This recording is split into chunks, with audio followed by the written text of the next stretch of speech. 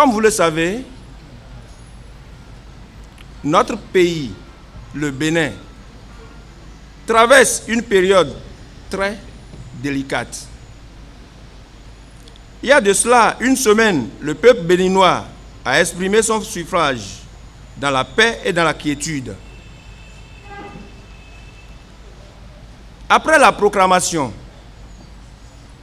des grandes tendances par la Commission électorale nationale autonome, Sénat, la Cour constitutionnelle a depuis hier proclamé les résultats provisoires. En tant que président de la Fédération des jeunes de la coalition pour la victoire et pour la gestion de la rupture, nous tenons à remercier avant tout le président de la Sénat, Emmanuel Tiando, et celui de la Cour suprême, j'allais dire de la Cour constitutionnelle, Théodore Olo, et tout le peuple béninois pour leur clairvoyance et leur maturité et leurs expériences. Nous ne saurions vous dire combien nous sommes sentis et combien de fois nous sommes confus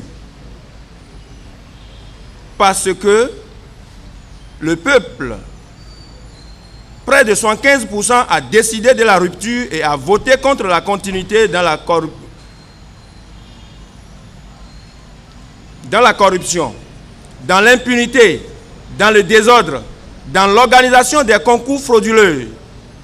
Notre cœur saigne d'amertume parce que la recolonisation tape à nos portes.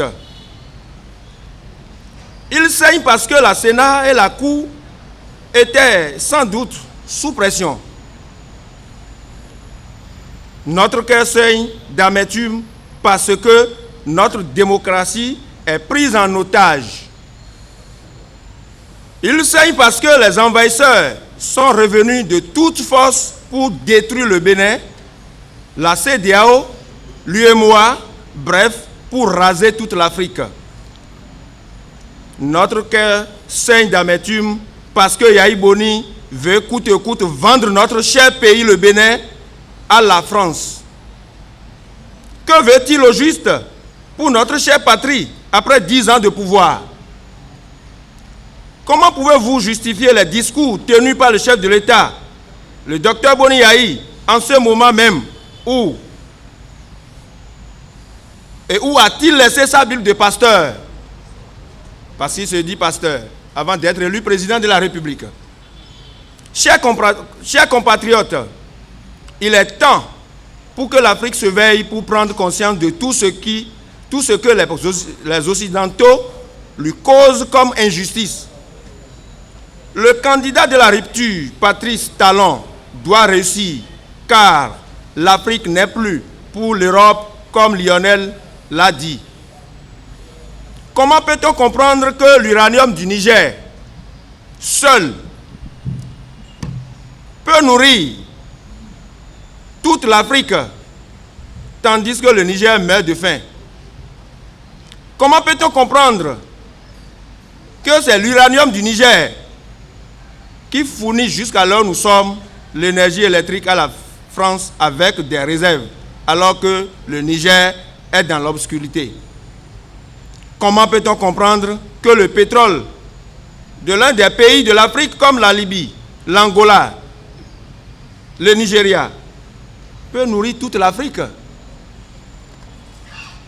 Comment peut-on comprendre que l'or produit au Burkina Faso peut nourrir l'Afrique tandis que les Burkinabés souffrent? Le projet France-Afrique est un projet de destruction massive de l'Afrique. Tout à l'heure, nous allons vous laisser des documents, c'est-à-dire le dernier discours prononcé par Jacques Chirac lors de son dernier sommet France-Afrique. Vous allez lire, vous allez comprendre. Sans l'Afrique, il n'y a pas l'Europe, il n'y a pas l'Union européenne, ni ONU, ni NEPAD, ni la France. Maintenant, l'Afrique doit appartenir aux Africains et non aux Européens. Le partenariat entre le Bénin et la France n'est qu'un partenariat perdant-gagnant. Et l'exploitation de l'homme par l'homme, c'est ce que les Béninois ont compris et à plus de 72% ont voté contre malgré le soutien des grands partis politiques de notre pays. Le Bénin ne veut plus se servir de cobaye à la France, raison pour laquelle le roi Béhanzin, après un combat âprement disputé avec les troupes françaises du général Dodds, non à la pénétration française sur la terre de ses aïeux. Il a prédit la paix pour notre nation avant sa mort. Et ses propos se sont avérés vrais et sacrés jusqu'à ce jour. La volonté de ce grand roi, guerrier digne fils du Dahomey, d'alors a triomphé par les urnes le 6 mars dernier par un vote massif du peuple contre un nouvel impérialisme et le sacre des candidats de la rupture, notamment Patrice Talon. Ce qui prouve la vraie face de la maturité en politique.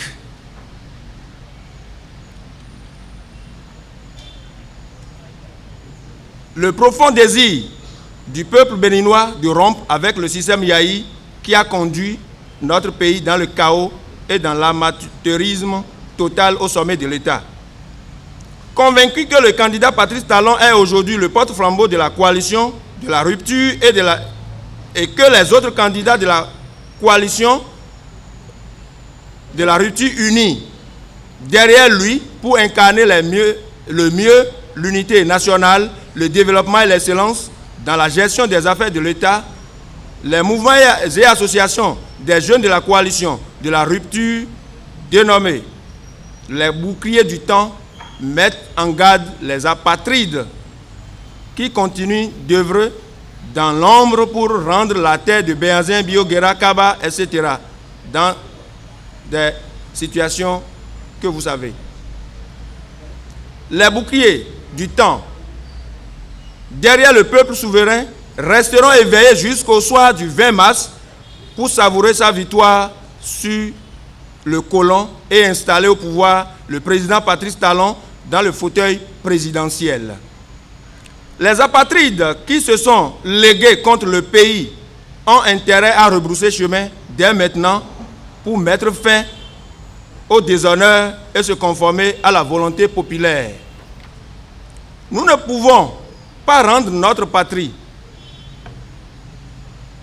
à un pays qui n'a pas d'amis, mais qui est prêt à tout pour ses intérêts. C'est pourquoi nous implorons très respectueusement et humblement le père de la nation béninoise, je vais nommer bien le docteur Boni Yahi, à se référer à des exemples de quelques présidents africains qui sont sucés, j'allais dire. Ces présidents ont été bien sucés et proprement par la France et par la suite, ils ont été livrés gratuitement aux vindicts populaires. Je donne des exemples de les cas de Mobutu, Kadhafi et Blaise Compaoré. Nous sommes des citoyens béninois de bon teint et nous sommes convaincus que la coalition de la rupture n'aura à grand jamais des idées de revanche. Tous unis au sein des boucliers du temps et de la coalition de la rupture, nous disons non à la gabégie au sommet de l'État, au recrutement frauduleux, au non-respect des décisions de la justice, à la violence des lois de la République, à un candidat parachuté qui ne connaît pas les réalités de notre pays, à la revanche. Et nous disons oui à la vengeance de la rupture. Oui à un homme qui sera réellement capable de partager la prospérité avec les Béninois.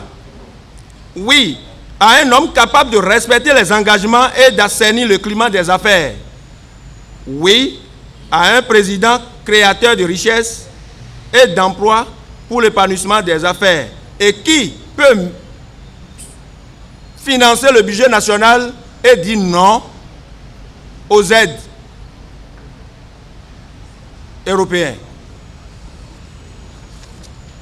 Nous disons oui à un homme de consensus pour unifier les Béninois autour des grands enjeux de développement. Nous ne saurons finir sans remercier tous les candidats de la coalition de la rupture pour le respect de leurs engagements signés au sein de la dite coalition avant l'élection présidentielle du 6 mars passé. Ce qui démontre clairement leur sincérité dans la responsabilité. Vive le candidat de la rupture et l'union nationale, l'unité nationale, vive la coalition de la rupture, vive les boucliers du temps, vive le Bénin, je vous remercie.